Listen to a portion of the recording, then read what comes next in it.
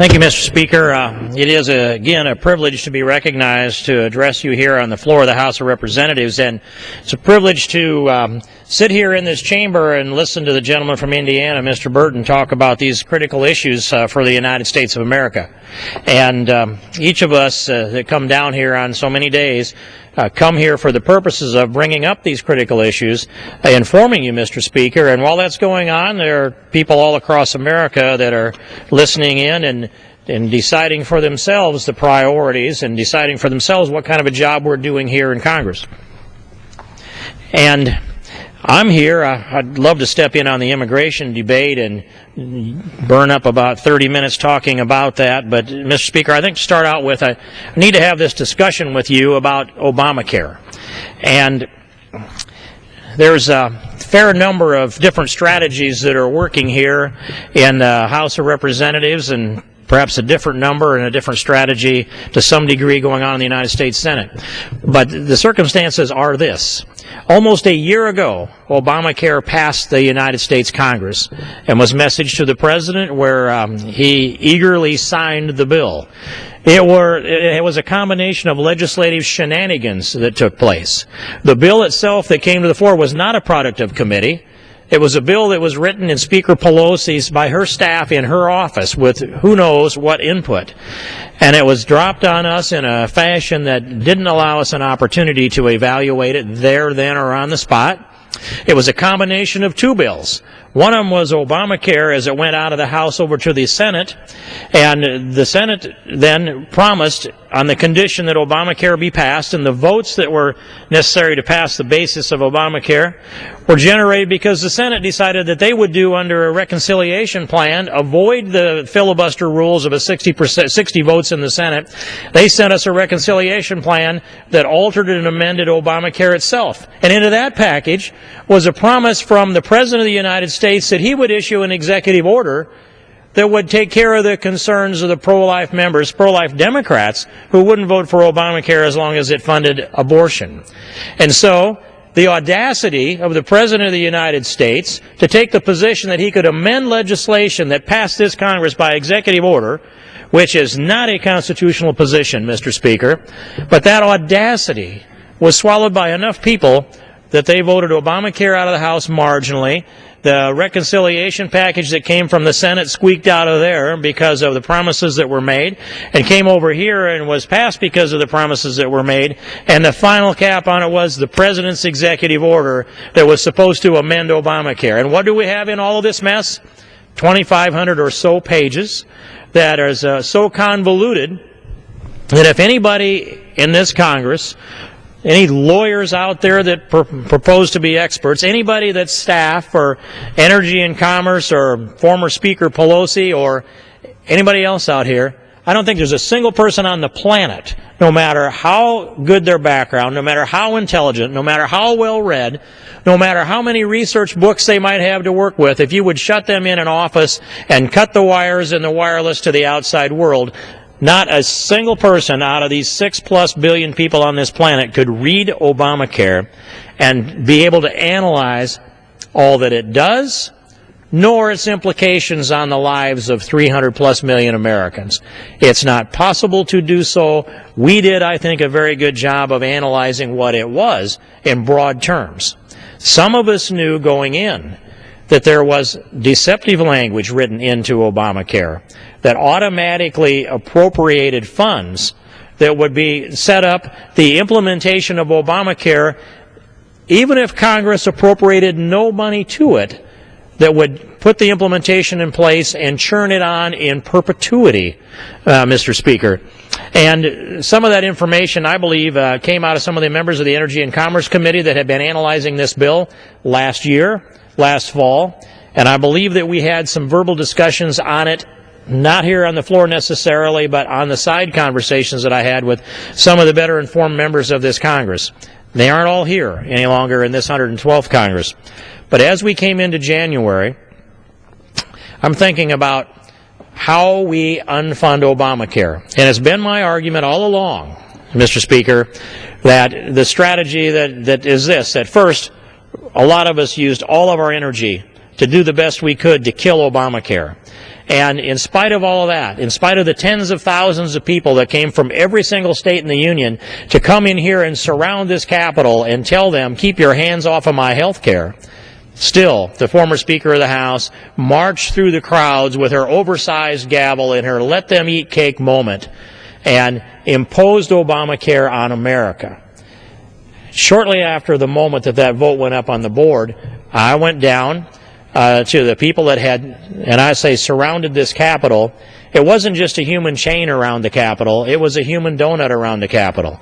It was 6 and 8 people deep, all of the way around the United States Capitol, unbroken human donut around the Capitol, with thousands of people left over in the corners, so to speak. If you envision a circle, there isn't one, I understand. But they were standing in clusters by the thousands, still not part of that human donut.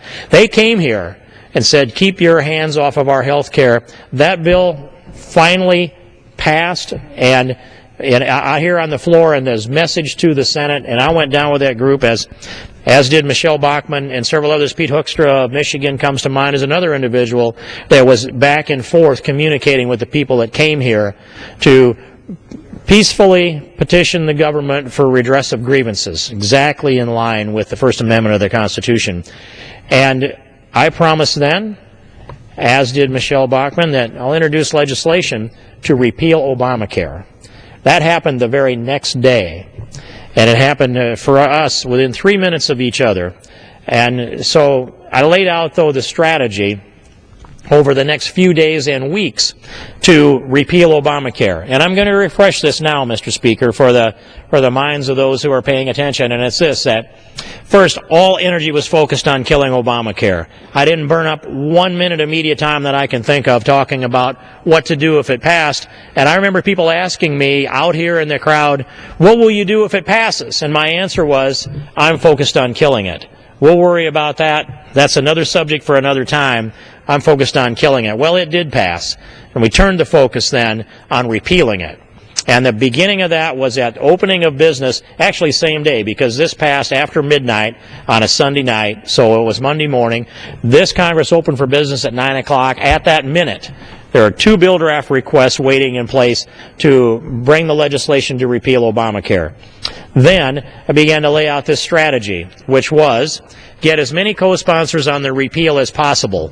And as that number grew, sometime in June or towards the summer, I introduced a discharge petition. That discharge petition was designed to gain 218 signatures. With that, the Speaker of the House, and no one can block it, it must come to the floor, no amendments, for an up or down vote. Well, we got to 178 signatures on the discharge petition, which is pretty good. I believe that number was 178.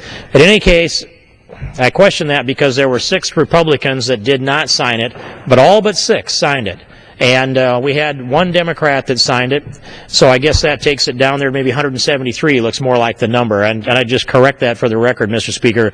Let that be 173 signatures on the discharge petition. We were working for 218 is the point.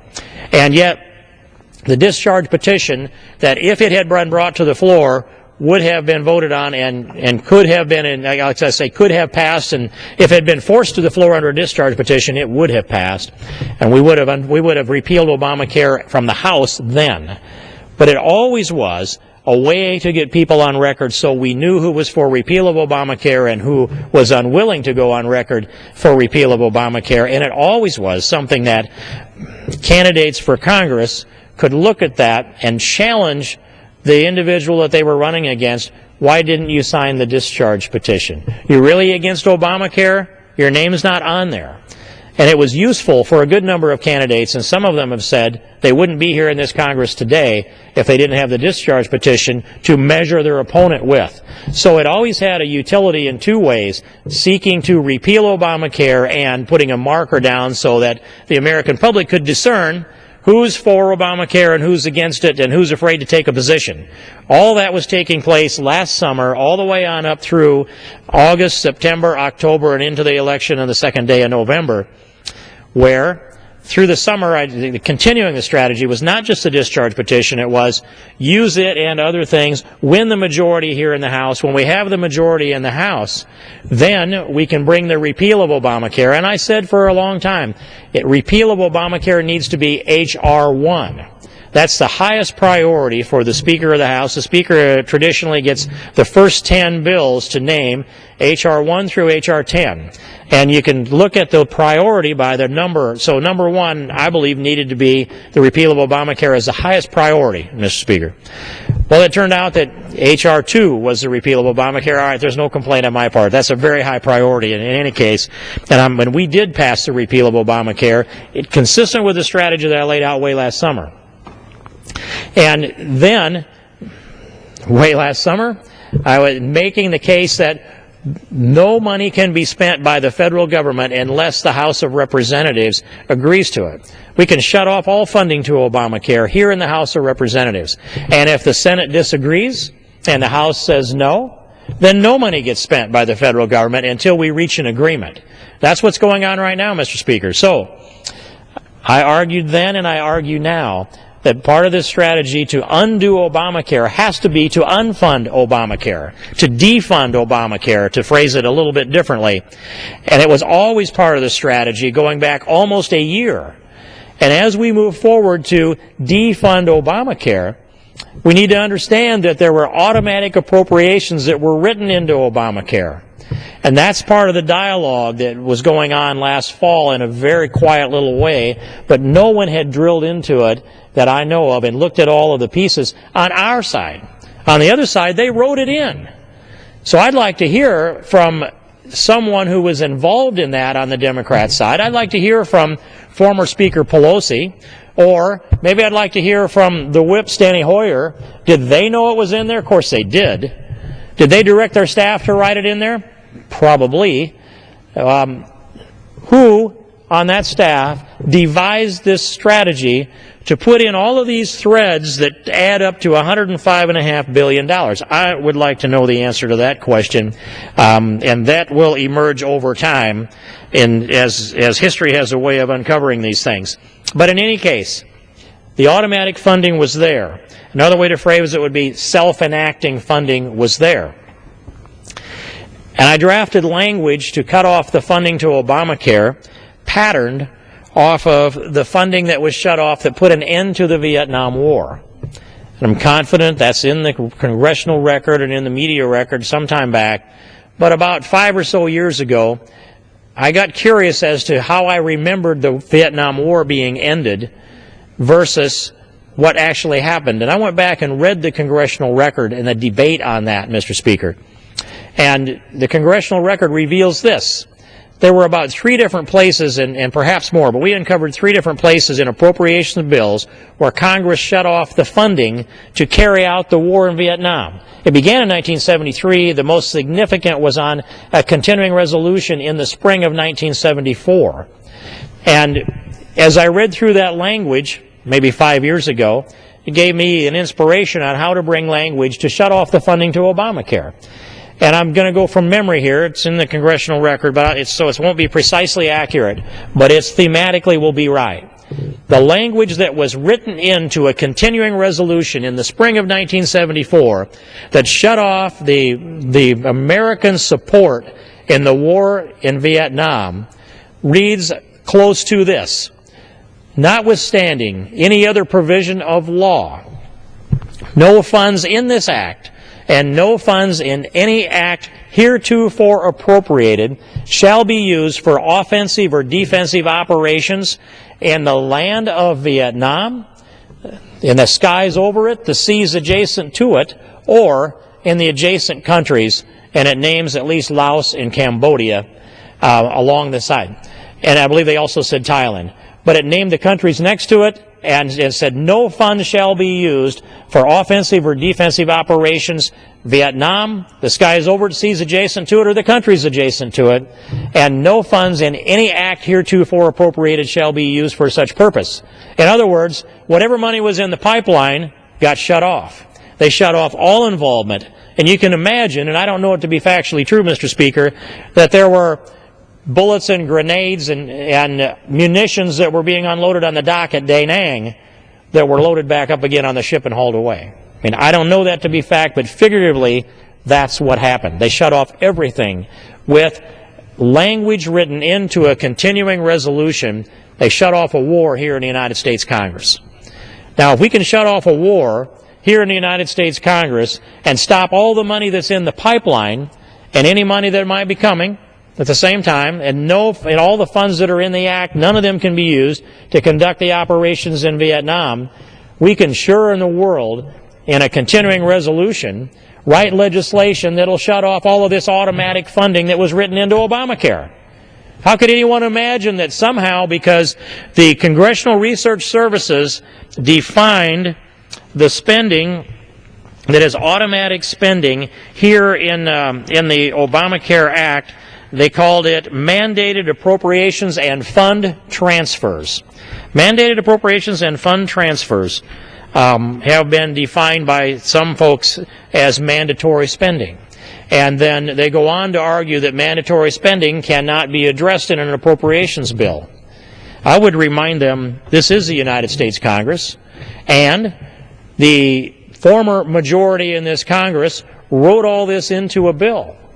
And it's automatic funding, it's self-enacting funding, it's not completely unprecedented as a tactic, but it is completely unprecedented in its magnitude. And therefore, this Congress can't be hiding behind a rule or defining a piece of legislation as mandatory spending. We're not mandated by any previous Congress. No Congress can bind a subsequent Congress. If this House of Representatives says no, then no means no. And we sometimes have to remind the Senate over and over again, and we would have to do that under the proposal that I'm making. But I will tell you, Mr. Speaker, that this is an unconstitutional bill.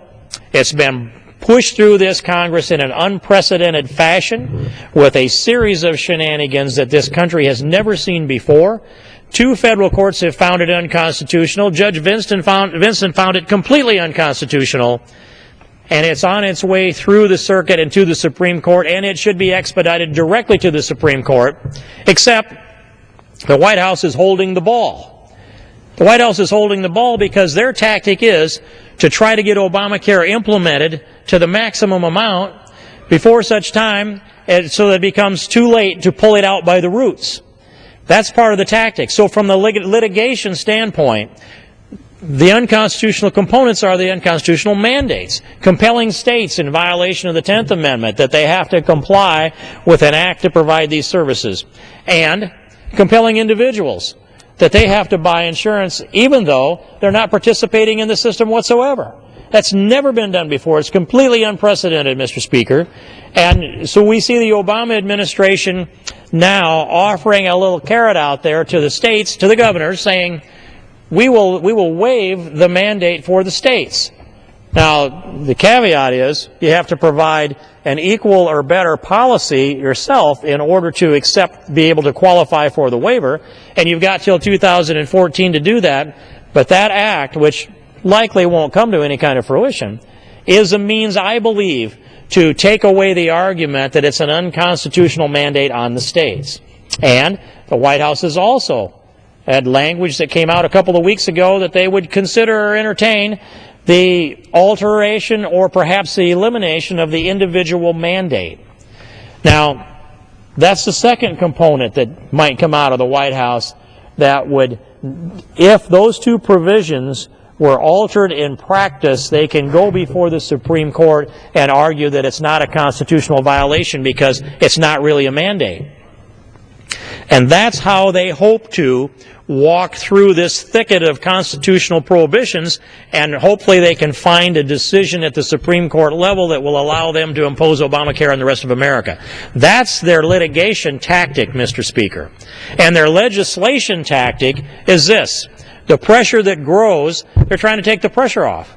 And so when the House played into their hands a week or so ago by bringing legislation on the 1099 component of this outrageous requirement that people report to the IRS any cumulative transactions with any entity that meet or exceed $600 in a year, which means if you pay somebody to mow your lawn or you have to turn in a squeal form to the IRS. And this is something that was put into Obamacare, these extra requirements, because they were able to score it as my memory is that it was $17 billion it was supposed to generate in taxes because the IRS was going to go in and audit these squeal forms, the 1099 forms. Well, in any case, that was the most objectionable component in the short term that came with Obamacare. Therefore, this House picked this up and sent it to the Senate. And what happens? The Democrats in the Senate are going to take it and send it to the President. Why? Because they think that people shouldn't be required to file the 1099 forms and they can find another place to come up with $17 billion. No, Mr. Speaker, that's not it. It's this. They understand that the objections to the 1099 squeal forms that were written into Obamacare are the most egregious of all in the short term, and they want to take the lid off the pressure cooker, let some steam out, put the lid back on, and they want to continue to frantically implement Obamacare with $105.5 billion that are written into it, and the self-enacting automatic spending that are there. So, as the pressure builds against Obamacare, they're willing to take a little piece off here, lift the lid off the pressure cooker there, and drain that heat down so that they can hang on to the major components of Obamacare and get it implemented. And while we have a whole series of different initiatives that are going on around here, driven now by the new Republican majority, 5 different proposals within energy and commerce to change the language from mandatory spending to, I suppose, optional spending or something. All of those are authorization pieces of language. There is no leverage to get them passed. And if energy and commerce passes that legislation, it goes over to Harry Reid's desk, where it probably goes directly into the trash, not into the desk drawer. So we can't produce leverage to change the definition. We have to look at the leverage that we have, the leverage that we're gifted with, and it's this. This government it runs out of money at midnight, March 18th. We're all staring at that deadline, and the House of Representatives have demonstrated clearly that we want to avoid having the President or Harry Reid shut this government down. We want to keep this government functioning in a responsible fashion. But I will say, Mr. Speaker, that functioning in a responsible fashion is not turning a blind eye to $105.5 billion. And it is not wondering where this number came from. This number is in this CRS report. And this is a Congressional Research Services report titled Appropriations and Fund Transfers in the Patient Protection and Affordable Care Act. It's written by C. Stephen Redhead, Specialist in Health Policy, and it's dated February 10th, 2011. And in this, now that the numbers are in here, and when you go through and highlight the numbers, we put it into a spreadsheet. This spreadsheet, Mr. Speaker. And this spreadsheet shows the total of all of these automatic appropriations, and they come to $105,464,000,000, and that's over a decade period of time. And this is the minimum. This is the threshold number. It's not the maximum amount that can be spent. Just to give an example, here's one of the items in here of automatic appropriations, self-enacting appropriations, that shows this. $10 billion, let's see, it totals $10 billion through FY19, but this is Medicare Innovation. Medicare Innovation is funds that goes to Congressional Medicare, Medicaid Services, CMS.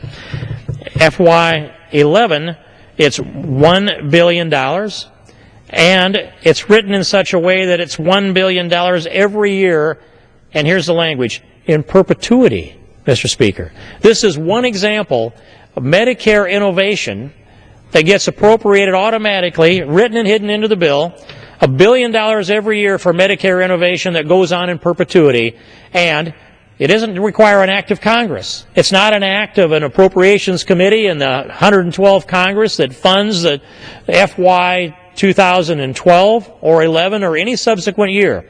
This is the perpetual motion machine that keeps spitting out money, and it'll spit out money forever. It'll spit out money until Congress conducts an affirmative act to shut off this funding. And that's what I sought to do with the amendment that I offered in H.R. 1, which said, patterned off of the Vietnam War Amendment, that said, and I'm going to do this in summary too, notwithstanding any other provision of law, no funds in this act and no funds in any act no funds in any act previously enacted shall be used to carry out the provisions of, in summary, Obamacare. That language pulls out by the roots everything that's here in this CRS report and shuts off the automatic appropriations.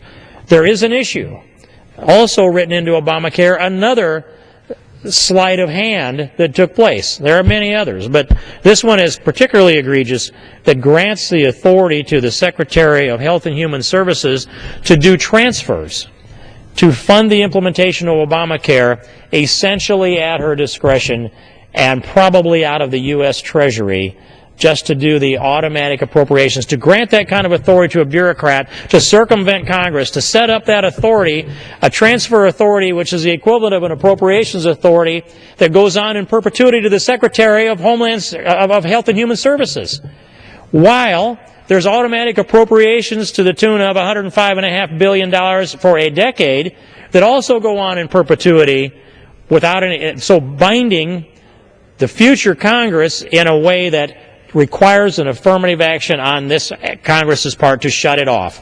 So, Mr. Speaker, where I am is this. I'm done dancing around with all of this.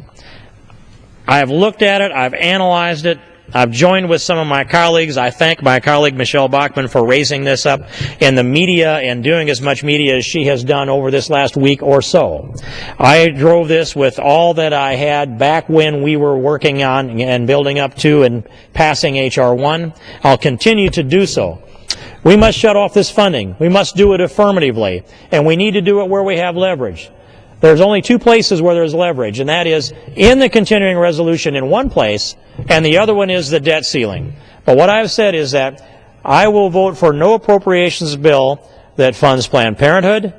I will vote for no appropriations bill that should be shutting off the funding, the automatic funding, especially to Obamacare. That's where I stand. That's where I will stand. And if enough members of this Congress stand with me, we will put an end to Obamacare, and we need to do so early. We've got a lot of good work to do in this Congress. And we can either look forward to a long, protracted battle, a war of attrition over this that goes on the entire 112th Congress and on through the elections of 2012, including the presidential elections of 2012, or we can pull this tumor out by the roots, this malignant tumor called Obamacare that is metastasizing as we speak while this automatic funding is being poured in and likely being transferred. We can put the brakes on it. We can pull it out by the roots, every bit of it, get rid of it lock, stock, and barrel. That's what we must do. It's our obligation. It's our pledge. And this House has voted to repeal it. This House has voted to unfund it. And every Republican in the House and every Republican in the Senate has voted to repeal Obamacare. Two federal courts have found it unconstitutional. It is irresponsible to tolerate the funding to Obamacare while it goes on our watch, while we have the power to shut it off, and while we understand that it is unconstitutional into the bargain. So, Mr. Speaker, I came to this floor tonight to urge this House to stand together, to write the language into the CR that I ask be written into H.R. 1 so that we can go forward and join with the American people, the supermajority of the American people that have rejected Obamacare, that want their liberty back, that want constitutional legislation coming out of this place. The very reason that there are 87 new freshman Republicans in this House of Representatives, every one of them ran on repeal of Obamacare. Every one of them voted to repeal it. They brought a new mandate here. Many of us have been standing here fighting it. I welcome them, God's gift to America, and I ask all, Mr. Speaker, to join with me. Let's shut off all of this funding to Obamacare, that is in the existing appropriations and that is automatically appropriated, whether some might want to call it mandatory spending. I call it self-enacting automatic appropriations written in a deceptive fashion, must be shut off, and I'll continue to work on this cause with every effort that I have, Mr. Speaker. I appreciate your attention, your indulgence, and I yield back the balance of my time. Does the gentleman from Iowa wish to move to adjourn? Mr. Speaker, I move the House do now adjourn. The question is on the motion to adjourn. Those in favor will say aye. Aye. Those opposed, no. The ayes have it. The motion is adopted. Accordingly, the House stands adjourned until 10 a.m. tomorrow for morning hour debate.